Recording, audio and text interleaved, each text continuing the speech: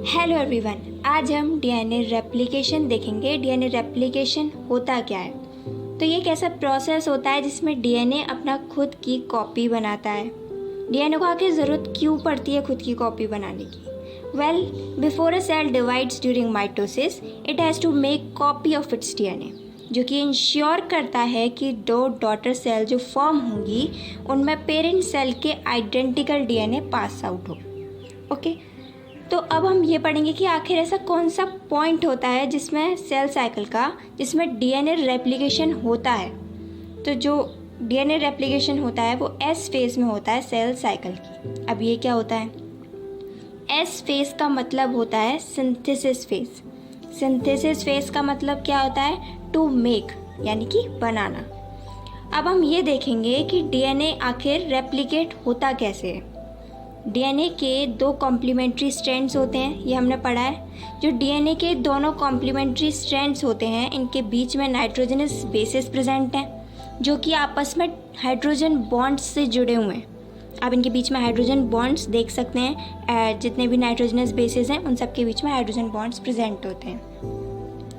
अब DNA replication जो होता है वो दो स्टेप्स में होता है, जिसमें से पहला स्टेप है डीएनए हेलिकेज, जिसमें डीएनए की अनवाइंडिंग होती है। अनवाइंडिंग का मतलब क्या होता है? इसमें डीएनए एक दूसरे से अलग होता है। डीएनए के दोनों स्ट्रैंड एक दूसरे से अलग होते हैं। ये भी एक टाइप का एंजाइम है डीएनए हेलिकेज।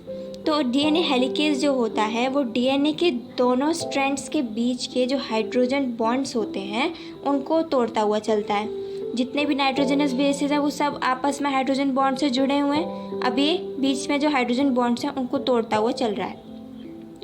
अब हर जो ईच सेपरेट स्ट्रैंड जो होगा वो अपने आप की कॉपी बनाने में एबल होगा, खुद की कॉपी बना सकता है। हम ये भी जानते हैं कि न्यूक्लियस में कई सारे फ्री न्यूक्लियोटाइड्स अवेलेबल रहते हैं जो डीएनए की कॉपी बनाने में हेल्प करते हैं। ओके, अब दूसरा स्टेप जो है वो क्या है? DNA polymerase.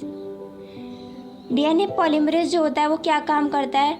डीएनए की कॉपी बनाने में हेल्प करता है, मतलब डीएनए को नए न्यूक्लियोटाइड से जोड़ने का काम करता है। अभी जितने भी फ्री न्यूक्लियोटाइड्स घूम रहे हैं न्यूक्लियस के अंदर वो ओरिजिनल डीएनए के स्ट्रैंड से जुड़ेंगे, हाइड्रोजन बॉन्ड्स के थ्रू जुड़ते चले जाएंगे और एक नया डीएनए डबल हेलिक्स बनाने में हेल्प करेंगे। देख लीजिए, डीएनए पॉलीमरेज क्या काम कर रहा है? हाइड्रोजन बॉन्ड्स को लगाने का काम कर रहा है, जो कि डीएनए हेलिकेज था वो हाइड्रोजन बॉन्ड्स को तोड़ने का काम कर रहा था। तो ये दोनों स्टेप्स हो गए। ये स्टेप हमारा न्यूक्लियोटाइड्स को जोड़ने का काम कर रहा है, डीएनए पॉलीमरेज स्टेप।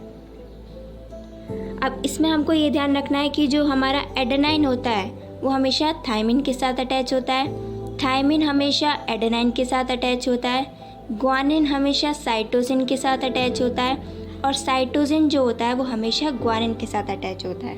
ये चीज़ हमको याद रखनी है। अब ये जितने भी न्यूक्लियोटाइड्स हैं इन सब ने जुड़ के डीएनए की क्या बना दी? एक मिरर इमेज बना दी, या फिर हम ये कह सकते हैं कि एक कॉम्प्लीमेंट्री स्ट्रैंड बना दिया डीएनए का। अब दो स्ट्रैंड बन गए, एक टेम्पलेट स्ट्रैंड जो कि हमारा ओरिजिनल था, एक कॉम्प्लीमेंट्री स्ट्रैंड जो कि हमारा कॉपी से बना है। अब इस प्रोसेस के थ्रू हम डीएनए के दो स्ट्रैंड्स को इजीली देख सकते हैं। अब डीएनए रेप्लिकेट हो चुका है पूरी तरीके से। अब डीएनए डिवाइड होने के लिए किस फेज़ में एंटर करेगा? एम फेज़ में एंटर करेगा। अब हम एम फेज़ को अपने नेक्स्ट वीडियो में समझेंगे।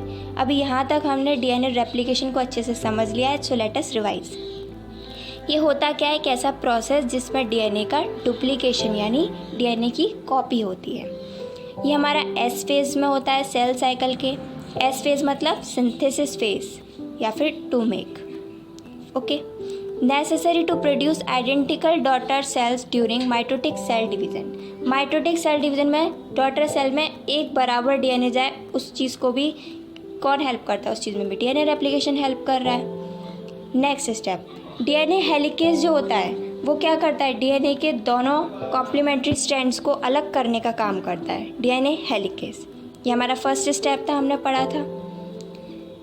नेक्स्ट, जो डीएनए के टेम्पलेट्स होते हैं, DNA strand serve as templates for new complementary strands. Templates का मतलब होता है अब ये जो अलग हो गया डीएनए स्ट्रैंड, ये नए न्यूक्लियोटाइड से जुड़ के एक नया डीएनए का स्ट्रैंड बनाने में हेल्प कर रहा है। डीएनए पॉलीमरेज जो होता है वो क्या करता है? जोड़ने का काम करता है टेम्पलेट स्ट्रैंड को। बेस पेयर रूल वही हो गया एडेनाइन थायमिन से जुड़ेगा, ग्वानिन साइटोसिन से जुड़ेगा।